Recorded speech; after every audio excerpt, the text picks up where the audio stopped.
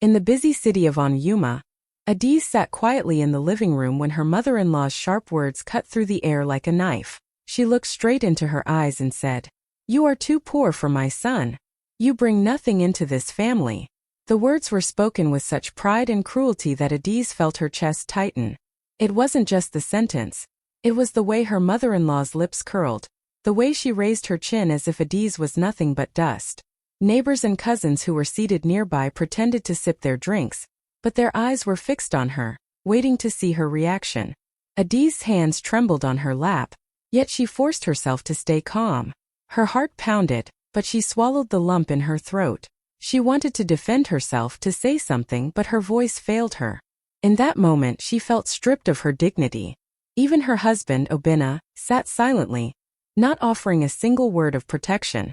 The room grew heavier with whispers, and Adiz sat there, her eyes burning, holding back tears. She wondered why love had brought her into a place where she was treated like an outsider. Her mother-in-law did not choose to say those cruel words in private, where only family could hear. No, she said them in front of everyone. Neighbors, cousins, aunties, even passers-by who had stopped by the house. Her voice was loud, sharp, and full of pride, and every person in the compound heard it clearly. "Adiz is too poor for my son. She adds nothing to us," she repeated, making sure the humiliation sank deep. The people around exchanged looks, some pretending not to listen, but their ears were wide open.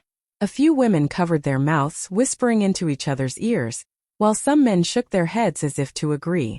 It was as though Adiz had been reduced to nothing but a lesson for others, a warning of what it meant to marry above your level. Adiz sat frozen, her cheeks burning hot. The shame pressed on her chest like a heavy stone, and she could feel every pair of eyes digging into her skin.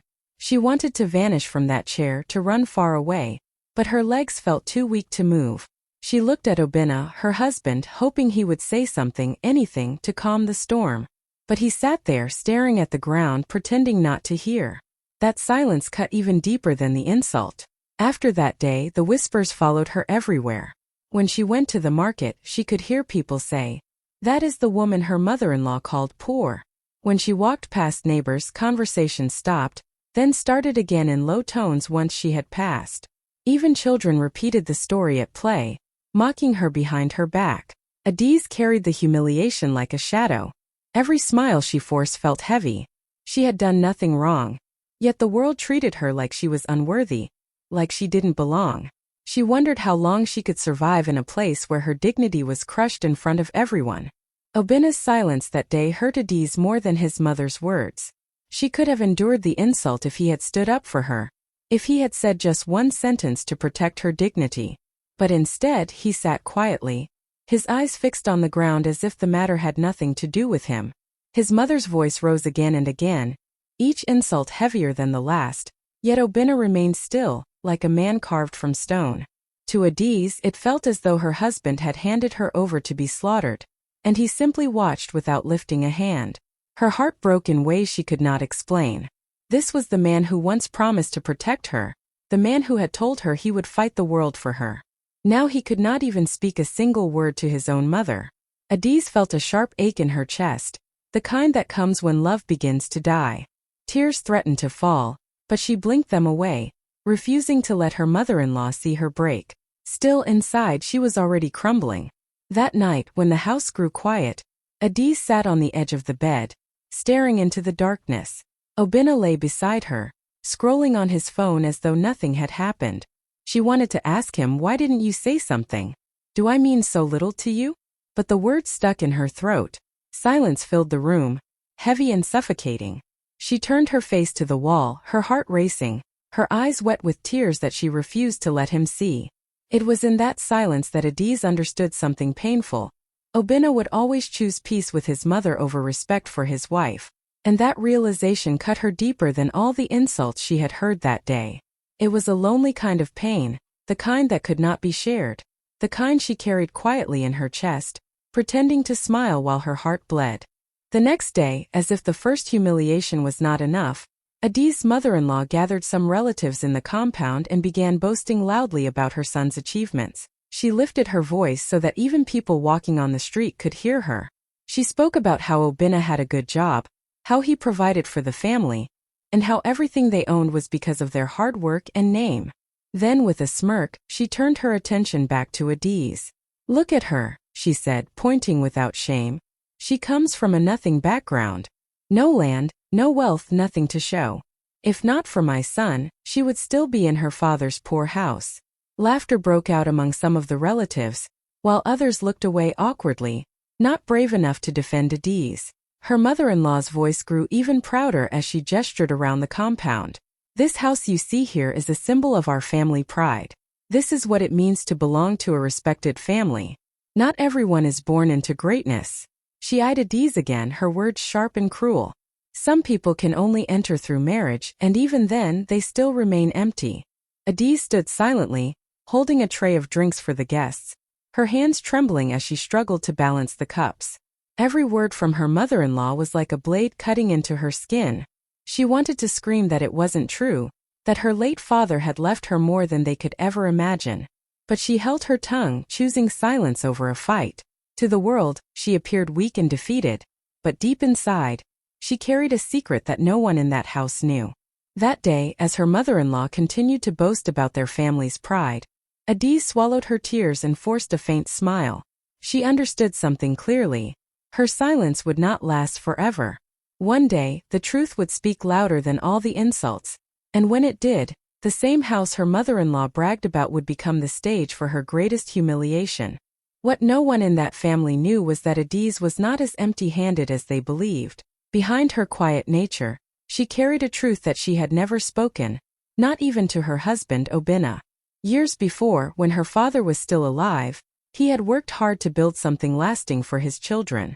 He was not a rich man in the eyes of the world, but he was a man of dignity and vision. Before his death, he left Adise a property, a solid house standing proudly in a growing part of Onyuma. He had registered it in her name, making sure his daughter would never be without a roof over her head. Adise had chosen to keep this inheritance a secret. It wasn't out of shame, but because she was raised to be humble. She believed marriage should be built on love, not on what each person owned. She wanted her husband to love her for who she was, not for what she could provide. So, even when she moved into Obinna's family house, she said nothing. She carried her father's gift in silence, guarding it like a hidden treasure in her heart. Now, as her mother-in-law called her poor and worthless, Adise thought about that house. She remembered the day her father handed her the keys, his weak hands trembling but his voice firm as he said, "This is yours, my daughter. Never let anyone make you feel less than you are." His words echoed in her heart, and they gave her strength not to break down. The irony was heavy. While her in-laws mocked her for bringing nothing, they were living in a house that Adise herself could replace if she wanted. They believed she was powerless, but in reality, she held more power than they could ever imagine. She smiled faintly, not out of joy but out of patience. She knew the day was coming when the truth would no longer stay hidden, and when that day arrived, those who mocked her would bow their heads in shame. One weekend, Obinna's family decided to hold a big gathering at the house they always called their family pride. Relatives from near and far came together, dressed in their finest clothes, carrying laughter and chatter into the compound. The air was filled with the smell of food cooking in large pots, children running about, and elders sitting in circles discussing life and politics. To everyone present, the house stood as a symbol of the family's wealth and unity. The walls echoed with pride as the mother-in-law walked around, showing off every corner like it was a palace she had built with her own hands. Adise moved quietly through the crowd, balancing trays of drinks and plates of food. No one invited her to sit. No one asked her to rest. Instead, she was treated like a servant in her own home. "Adise, bring more water," one uncle shouted. "Adise, wipe that table," another ordered. Her mother-in-law clapped her hands loudly, saying, "Move fast. You're too slow. Can't you see the guests are waiting?" Everyone laughed, some at the joke, some at Adise herself. She bit her lip and obeyed, hiding the storm in her heart. As she served drinks, she overheard the conversations. Relatives spoke proudly about the house, praising its size and location. "This house shows the greatness of our family," one auntie said with a wide smile. "Not everyone is lucky to have such a place to call their own." Another replied, "Yes, Obinna's family has done well. His wife should be grateful they accepted her." Laughter followed again, and Adiz felt her cheeks burn, but she kept her head down. Inside, her heart ached. She wanted to scream the truth, that this house, this so-called family pride, was not what it seemed. She wanted to tell them all that while they mocked her as a maid, she was the true owner written in official records. But she remained silent, carrying drinks with trembling hands, watching as they celebrated a pride that did not belong to them. It was a pain she be. As the gathering grew louder and merrier, Adiz's mother-in-law decided to make her voice heard above everyone else. She stood in the center of the compound, wrapper tied firmly around her waist, her chin lifted high with pride. Guests turned their eyes toward her as she clapped her hands for attention. With a wide smile, she stretched out her arms and said, "This house you are all sitting in is proof that we are a great family. It is our strength, our legacy, and our pride." Her words carried across the compound, and people nodded in admiration. Some guests clapped lightly, others murmured agreement. She wasn't finished. She turned her gaze toward Adiz, who was quietly refilling glasses at the corner, and added loudly, "Poor women like Adiz can never bring such value. If not for my son, she would be nothing today." Laughter rippled through the crowd. A few people shifted uncomfortably, but no one spoke up. The insult was too sharp, too deliberate, and Adiz knew everyone was waiting to see how she would respond. Her knees felt weak, her heart beating so hard it hurt. She kept her eyes low, forcing herself not to cry in front of them. In her chest, anger and sadness battled silently. How could a woman old enough to be her mother choose to disgrace her so openly? And how could her husband stand quietly at the edge, pretending he didn't hear? The mother-in-law raised her voice even higher, almost singing her own praises. "This house will always speak of our greatness, long after we are gone. It is a testimony that our family is blessed," she declared. The guests cheered, raising their drinks in agreement. Meanwhile, Adiz stood silently, clutching the tray in her trembling hands, her heart burning. If only they knew the truth, that this very house her mother-in-law bragged about was not hers, nor Obina's but Adiz's alone. She bit her lip hard and swallowed her pain, silently telling herself, one day, the truth will come out, and when it does, the same. The laughter and chatter of the gathering were still filling the compound when suddenly a man in a crisp suit walked through the gate. He carried a leather folder in his hand and moved with calm authority. The sight of him made the crowd fall silent for a moment. People turned their heads, wondering who he was and why he had come. He greeted politely, then looked around the compound. "Good afternoon," he said in a steady voice. "I am looking for the owner of this house. I need to speak with them." At once, all eyes shifted to Adiz's mother-in-law. She smiled proudly, adjusted her wrapper, and raised her hand as if it was obvious. "Yes, that is me," she said with her chest lifted high. "I am the mother of this home, the one who built this family." A few relatives clapped, and some nodded in agreement. But the lawyer's expression didn't change. Instead, he looked down at the folder in his hand, flipped through a few papers and shook his head slowly.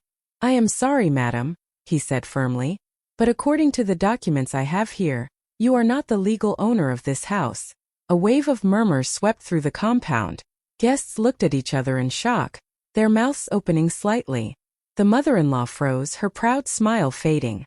"What do you mean?" she demanded, her voice rising, trying to laugh it off. "This house belongs to our family. Everyone knows that." But the lawyer remained calm, his words carrying more weight than the noise around him. "No, ma. The official records from the land registry state very clearly who the rightful owner is. And it is not you." The silence that followed was heavy, broken only by whispers spreading quickly through the crowd. Adiz's hands tightened on the tray she was holding, her heart racing. She knew what was coming next. The truth she had kept hidden for so long was finally standing at the door, ready to announce itself to the whole world. The compound grew so quiet that even the sound of birds in the trees felt louder. All eyes were on the lawyer as he slowly opened the folder in his hands. He cleared his throat, his voice calm but heavy with authority. "According to the official land registry," he said, looking directly at the crowd, "this property belongs to Madame Adiz Chukwuma. She is the legal owner." For a moment no one moved. The words seemed too shocking to understand. Then gasps filled the air. Some of the relatives stood up in disbelief, others clutched their wrappers tighter as though steadying themselves. The mother-in-law's face drained of color, her proud smile melting into a look of confusion and fear. She shook her head furiously. That is not possible. This is our family house. How can you say it belongs to her? She has nothing. Her voice cracked, the confidence she once carried slipping away. But the lawyer held the papers up for all to see. It is all here, registered years ago in her name, signed and stamped by the authorities. There is no mistake. He turned toward Adiz and bowed slightly. Madam, this house is legally yours. The guests turned their eyes to Adiz, their mouths open, their whispers rising like a wave. Some women covered their mouths in shock. Some men shook their heads in silence. The same people who had laughed at her minutes ago now stared at her with new respect, even fear. Adiz stood frozen, her tray still in her hands, her heart beating faster than ever. She had dreamed of this day, but living it was something else entirely. She looked at her mother-in-law, who now stumbled backward and sat heavily on a chair, her hands trembling. The pride that once filled the compound was gone, replaced by shame so thick it pressed down on everyone. And for the first time in a long while, Adiz felt her father's words echo in her heart.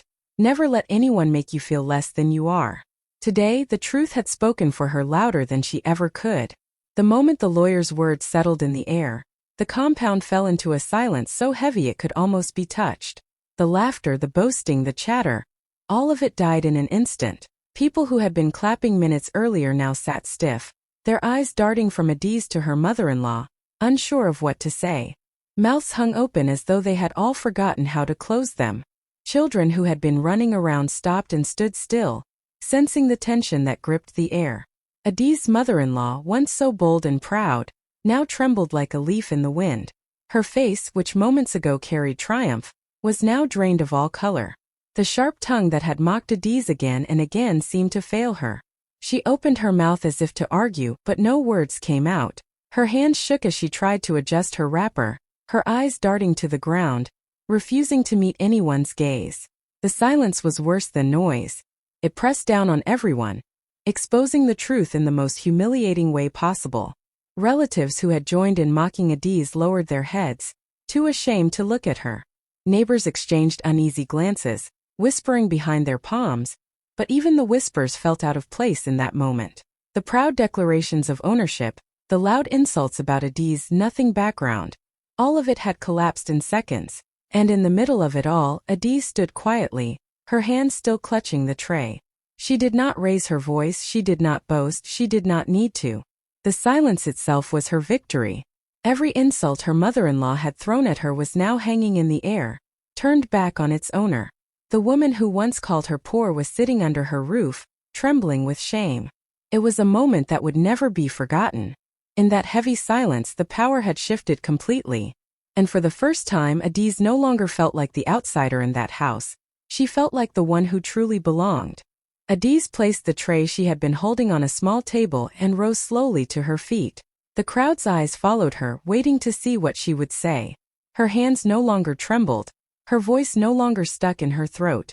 For the first time in a long while, she felt strength rise inside her, the kind of strength her father had planted in her heart years ago. She looked around the compound, her gaze calm but firm, and then she turned to her mother-in-law. Respect, Adiz began, her voice steady and clear, should never be built on assumptions. The guests leaned in, some shifting uncomfortably, others nodding slightly. For so long I have been called poor. I have been treated like I brought nothing to this family. I swallowed every insult, every whisper, every laughter at my expense. But today the truth has spoken. She paused, her words hanging heavy in the air. Then she added, "You called me poor, yet you live under my roof." Gasps filled the compound. Some guests covered their mouths in shock, while others clapped their hands in quiet admiration. The mother-in-law bowed her head, unable to lift her eyes. The shame was too deep, her body too heavy with humiliation. Adiz did not raise her voice, nor did she gloat. Her calmness made her words even sharper, cutting deeper than anger ever could. "I have never looked down on this family," she continued, her eyes moving across the crowd. "I came here with love, with a heart ready to serve and to build. But instead of kindness, I received insults. Instead of respect, I was treated as nothing. Yet here we are, standing inside what belongs to me." She took a slow breath, her face calm but her words echoing with power. Let this be a lesson. Wealth is not always loud, and dignity is not measured by how much noise one makes. Sometimes the quietest person in the room is carrying the biggest strength. The crowd erupted in murmurs, some clapping, some shaking their heads in disbelief.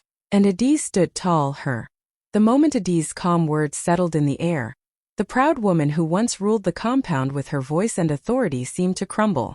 Her strength melted away, and she stumbled back to the wooden chair behind her. Slowly, she lowered herself onto it as if her legs could no longer carry her. She grabbed the edge of her wrapper with trembling hands and pulled it over her face, hiding from the stares that burned into her from every corner of the compound. The same mouth that had insulted Adie's countless times could not form a single word now. She sat there rocking slightly, her shoulders shaking. Nobody knew if she was crying, praying, or simply wishing the ground would open and swallow her whole. The silence around her was broken only by the soft murmurs of the guests. So it's true, one whispered. All this time she insulted the girl, yet the house was never hers, another muttered. People shook their heads in disbelief. Relatives who had once laughed along with her now avoided her eyes. Neighbors who had admired her boldness now pitied her shame. Children who had mocked Adie's in the street stood frozen, staring at the fallen woman who no longer looked so powerful. It was as though the weight of her pride had turned against her, pressing her down until she could not lift her head. Obinna's mother sat there, covered and silent, no longer the fearless woman who called Adie's poor. Her voice was gone, her pride shattered, and her reputation crumbling right before the very people she had sought to impress. And standing only a few feet away, Adie's did not move closer, did not speak again. She simply watched, her heart heavy but calm, as the same woman who had made her life miserable now sat drowning in her own humiliation. The compound remained still, every eye fixed on the scene. What had begun as a day of boasting had turned into a day of shame, and no one who witnessed it would ever forget. For a long time Obinna had sat in silence watching everything unfold, his head lowered in shame. He had heard his mother's insults, seen the way Adie's was treated, and yet he had chosen to keep quiet. But now, with the lawyer's words echoing in the air, with his mother collapsed in humiliation, and with Adie standing tall in quiet dignity, something inside him broke. His chest felt heavy, his throat dry. He finally stood up, his voice trembling as he spoke. "I should have defended you," he said, his eyes fixed on Adie's. His words were soft, almost swallowed by the silence, but everyone heard them. The crowd shifted uncomfortably, some glancing at him in disbelief. He swallowed hard, tears threatening to fall. "I should have stood by you when my mother called you poor. I should have protected you, not sat there in silence. I never knew you carried such grace and strength, Adie's. Forgive me." His voice cracked at the last words, and for the first time, people saw him not as the proud son of the family, but as a man who had failed his wife. But his confession came too late. The damage was already done. Adie's had endured too much, and the wound of his silence still ached deeply.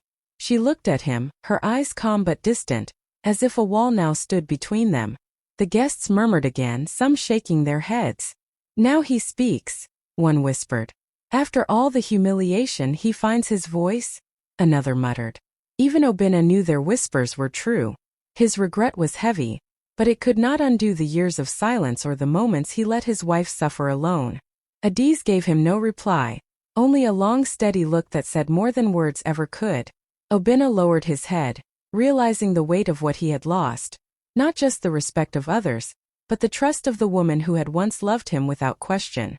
By the next morning, the story had already left the compound and begun to travel through every corner of Onuyuma. It spread like wildfire, carried in whispers from mouth to mouth, from market stalls to church gatherings, from street sides to kitchens. People could hardly believe what they had heard. "Did you hear what happened at Obinna's house?" one woman asked at the well. The mother-in-law who always called her daughter-in-law poor. "The house they live in is actually in Adie's name," another gasped, her hands flying to her chest. "Chai! So all the boasting was nothing but empty pride." At the market, traders paused their sales to discuss it. "That woman insulted her in front of us so many times," a pepper seller said, shaking her head. "Now see how God exposed the truth. The so-called poor daughter-in-law owns the very roof over their heads." The story carried laughter, shock and admiration, all mixed together. People admired Adise for her patience and her silence. "Imagine keeping such a secret all these years," one man said. "She had power but chose peace. That is real strength." Children even picked up the tale, repeating it in playful chants as they ran through the streets. "She owns the house. She owns the house." Some adults tried to hush them, but they laughed and continued, turning the humiliation into a song that would not be forgotten. The whispers were not just about the house. They were about the lesson. People said, "Never look down on anyone. You don't know what they carry." Some called it destiny, others called it poetic justice, but all agreed it was a story worth telling again and again. And in the middle of it all, Adise walked through the streets of Onyuma with her head lifted high. The same neighbors who once whispered behind her back now greeted her with respect. She did not boast, she did not gloat, but her quiet smile spoke volumes. The story of the woman once called poor had become the story of dignity and strength, etched forever. Soon Adise's story did not belong only to Onyuma. It crossed the town's borders and traveled to nearby villages, then to cities far away. People told it in buses, in offices, in schools, and at family gatherings. "Have you heard about the woman they called poor, but who owned the very house her in-laws bragged about?" they would ask, and the story always drew gasps and wide eyes. It was more than gossip. It became a lesson, a reminder that dignity is quiet, wealth does not always make noise, and destiny can never be mocked. Women repeated her name with admiration, saying, "Adise carried herself with patience and silence, and see how her strength spoke for her." Men shook their heads at the foolishness of her husband and his mother, saying, "They had a jewel in their hands but treated her like dust." Even young people shared the tale on phones and in messages, calling her the woman who taught the world that respect is earned, not shouted. Through it all, Adise remained the same. She did not throw parties or boast about her victory. Instead, she walked away quietly, her head held high, her step steady, her heart at peace. And the world clapped for her, not because she shouted the loudest, but because she proved that true strength is calm, true wealth is silent, and true dignity shines on its own. Her story became viral, a tale that would live far beyond Onyuma, carried from one heart to another.